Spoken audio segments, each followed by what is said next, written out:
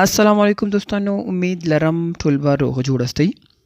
په دې ویډیو کې یو وړه موضوع ده، هغې ته موږ کتنه کوو چې زیاتره وخت کاریږي په هره ژبه کې.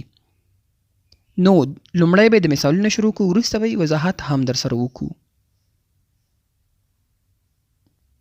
He went an hour ago. He went an hour ago. هغه یو ساعت مخکې لاړ. He went an hour ago. هغه یو ساعت مخکې لاړو یعنی. I came a week ago.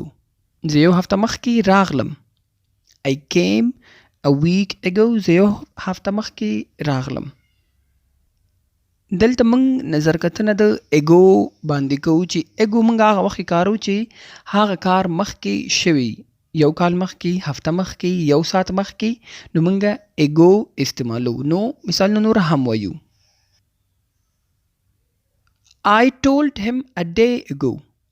I told him a day ago. ما یو ورځ مخکې ورته ویل. I told him a day ago. ما ورته یعنی یو ورځ مخکې مې ورته ویل دي، ما یو ورځ مخکې ورته وویل.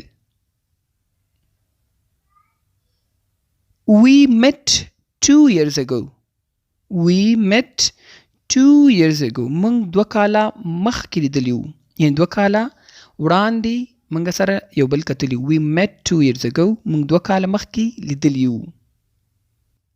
دلته an hour ago, a week ago, a day ago او 2 years ago دا یو ساعت مخکې، یو هفته مخکې او ورځ مخکې او 2 کاله مخکې. نو داسې کولی شئ د خپلې جملې په تړاو تاسو هغه وخت ورته تعیین کړئ او د تیر وخت باره کې خبره وکړئ.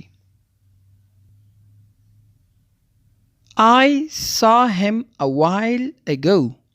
I saw him a while ago. ما هغه څه موده وړاندې ولید. I saw him a while ago. ما هغه څه موده وړاندې ولید، څه موده مخکې مې ولید. while ago چې وخت نامعلومي خو تیر وخت باره کې، یو څه موده وړاندې موږ پښتو کې وایو. He moved here a month ago.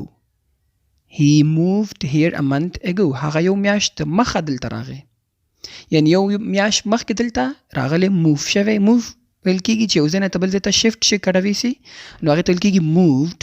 He moved here a month ago. هغه یو میاشت مخکې د مخه دلته راغی، یعنی کډې راوړه.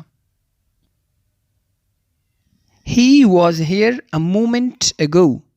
He was here a moment ago. هغه یو څه وخت مخکې دلته و. a moment ago یو څه شیبې مخکې، یو څه وخت مخکې، لنډ وخت کې چې هغه کار شوی. He was here a moment ago. هغه یو څه وخت مخکې دلته و، یو شیبه مخکې دلته و یعنی.